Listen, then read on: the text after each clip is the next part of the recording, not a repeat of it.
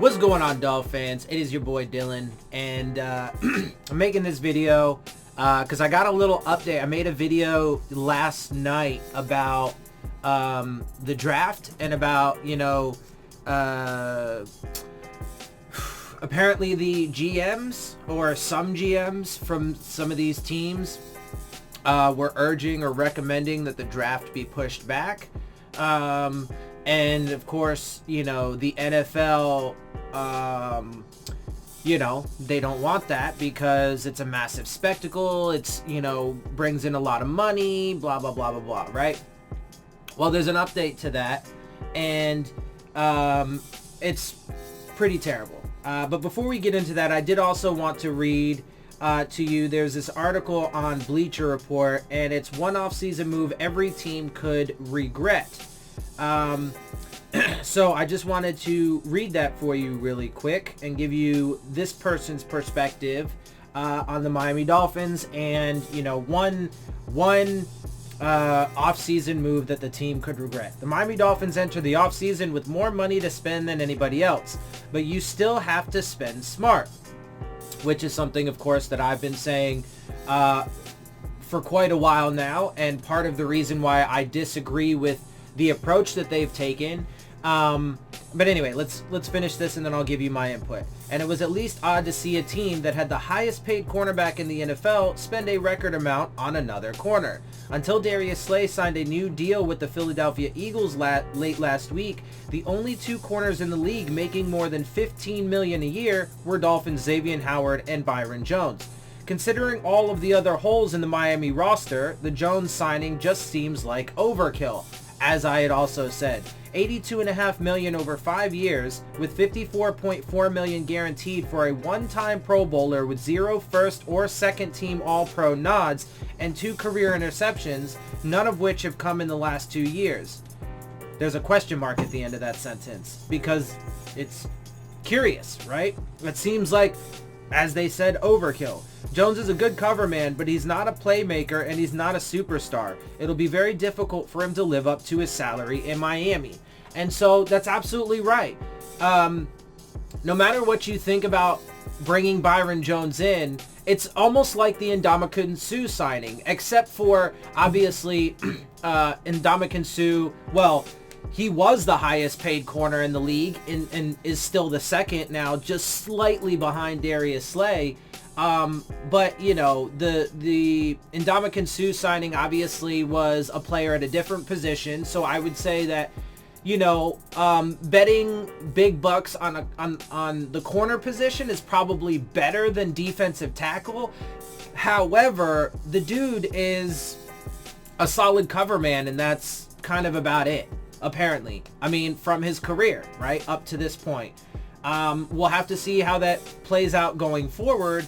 But, there is that. So it's going to be near impossible for him. It's going to be, frankly, pretty impossible for him to, at the very least, live up to the massive contract that he's been given. But, of course, the Dolphins, as usual, do stupid things and not only sign him to a massive, massive contract that, I would say probably is not warranted, but also massively front-loaded the contract, so the dude gets, which is good for him. I mean, good on these players for, cashing in, but he gets like half or more of his contract fully guaranteed within the first couple years. So if it doesn't work out, he's got like a 5-year deal. If it doesn't work out after the first 2 years, well, he's got all of his guarantee money, and he can just fucking go somewhere else or get cut, and it probably won't even matter to him because he's going to have pretty much all of his money, right? He's certainly going to get all the guaranteed. And then, the Dolphins are just left screwed. But with, some of the pending potential catastrophes that could affect the NFL, like the coronavirus that has the potential to drastically affect this season, and even potentially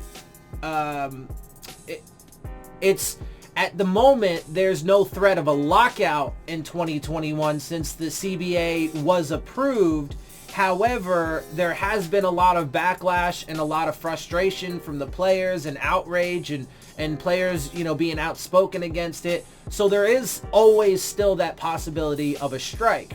And especially with the way that the NFL continues to handle all this coronavirus shit, they're not proving to be, you know, honest actors that seem to give a shit about, you know, the health and safety of people in general, let alone the players.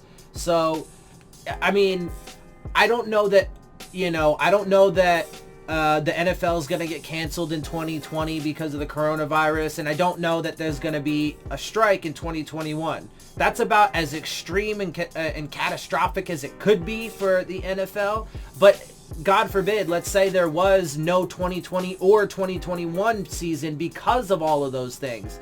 I mean, well, then the Dolphins are just in no man's land. I mean, they would have been set so far back because of those things that it's incomprehensible at this time. And, you know, these contracts would just have been proven to be, you know, nothing but stupid. But even if that's not the case, even if 2020 and 2021 do get played out, well, then it's like I said, I mean, it's almost impossible for Byron Jones to live up to this contract. But not even just him. Kyle Van Noy and his massive contract, Eric Flowers and Shaq Lawson, you know, they all received contracts that are above their current production levels. And, you know, it's just, I don't know. Again, I don't see it. I don't see how all of this comes together. I mean, sure, to be clear and to be fair, as I've said before, there are possibilities, right? Anything can happen, right? There is some level of probability that this all could be a success. And sure, I certainly hope that it is. I would love to see my team rise back to prominence. But as a logical, reasonable, calculated individual that bases his analysis and evaluation off of, you know, the facts, the data, and, you know, the evidence at hand, it just, to me, doesn't add up. You know, this is, so we'll have to see how it plays out. Anyway, let me get to the other thing though. That's that on the fucking contracts. Let me get to the main reason that I wanted to make this video. And it has to do with, you know, the NFL's current approach, with this, draft situation, right? So, let's get to that. Let's see, where is it? So, as I told you guys before, the NFL does not want to move the draft, right? It's scheduled for April 23rd to the 25th, and they've already decided, you know, that they're not going to have the live audience, right? Because of the coronavirus, which totally makes sense. And as I had said in my previous video, it's likely that they find some way to do it digitally, which does make sense. And I would venture to say that that's probably right. You know, because, you know, the fans, they want to see it, right? Like, Dolphins fans are eager and anxious to see, you know, what they do. Do they stay put? Do they trade back? Or do they go up and chase a quarterback and potentially even move up to the number one spot, through which they package, you know, a blockbuster deal of picks to the Cincinnati Bengals. So, and I would say that it's feasible, certainly, that they could find some sort of way to do it digitally, right? So that way they can maintain social distancing, etc., etc. Well, there's this report that makes the NFL side of it even more shady. So let's go ahead and get into it. NFL planning to use the 2020 draft for charity toward COVID-19 pandemic relief. That's just the headline. I'm going to read this, and then I'm going to read this in its entirety, and then I'm going to kind of blow up on the NFL.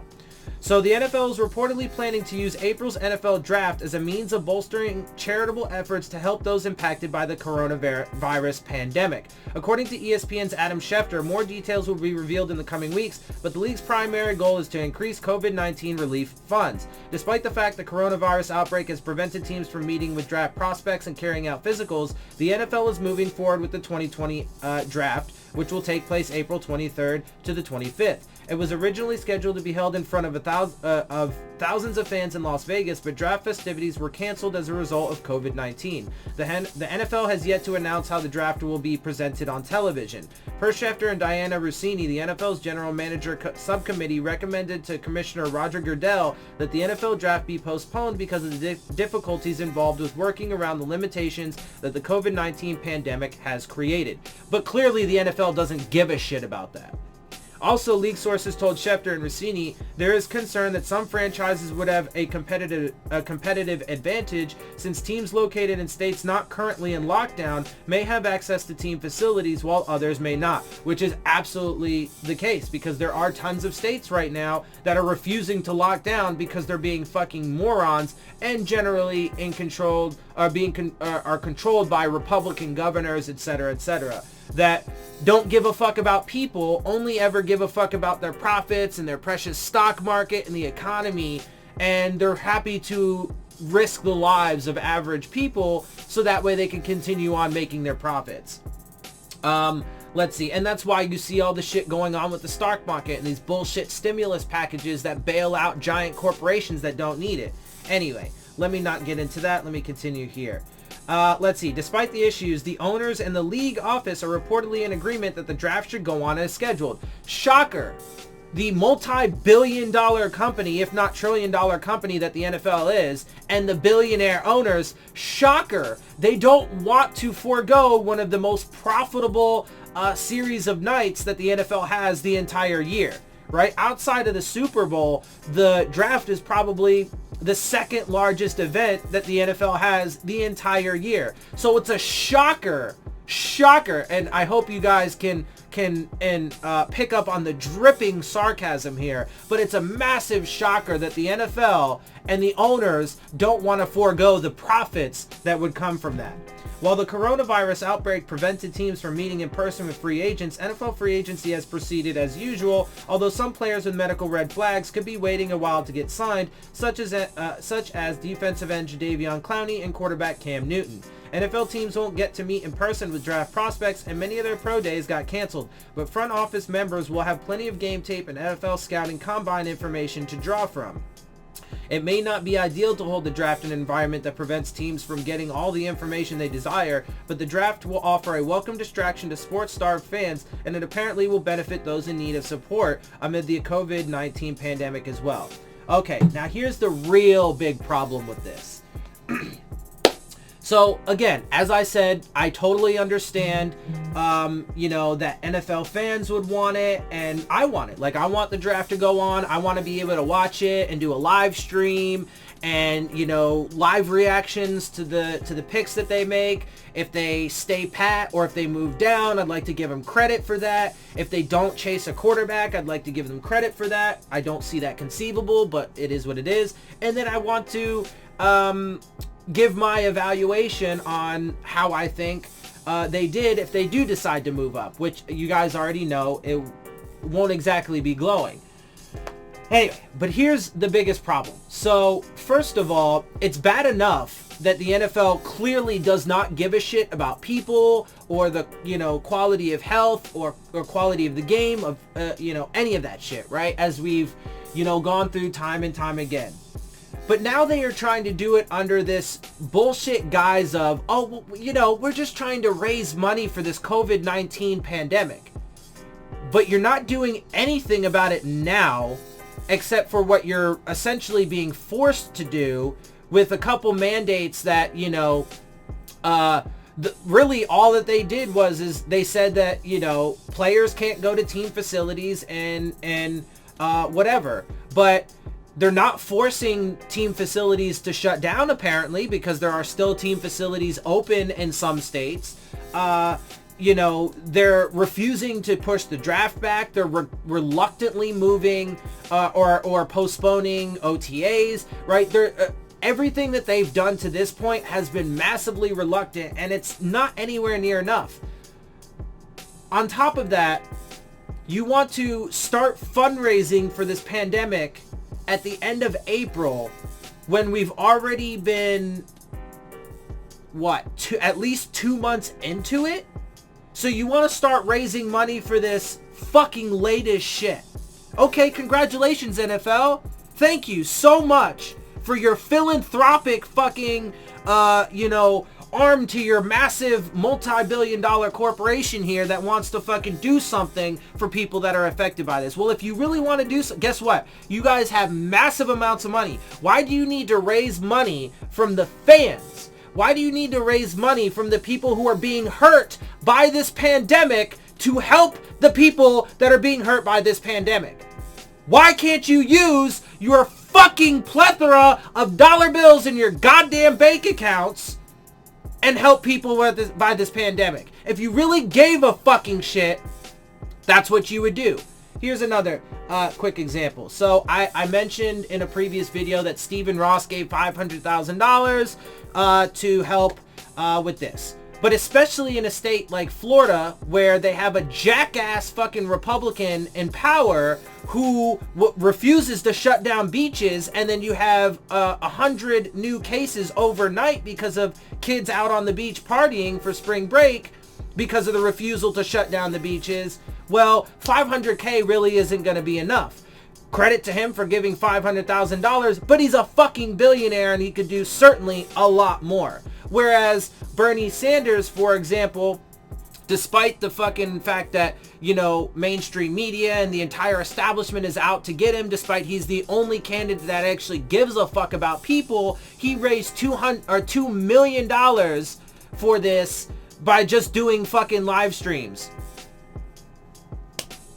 I mean, it's not that fucking difficult. If you guys actually give a fuck, if you actually give a shit about people, the quality of game, the players, well, maybe you might dig into your own fucking pockets for once and actually fucking do something about it, instead of putting on this fucking clown show of a spectacle just so you guys can get your fucking television revenue and all the fucking millions that you guys will get from it, and then take money from the fucking because where are they gonna get it? Who are they gonna raise the money from?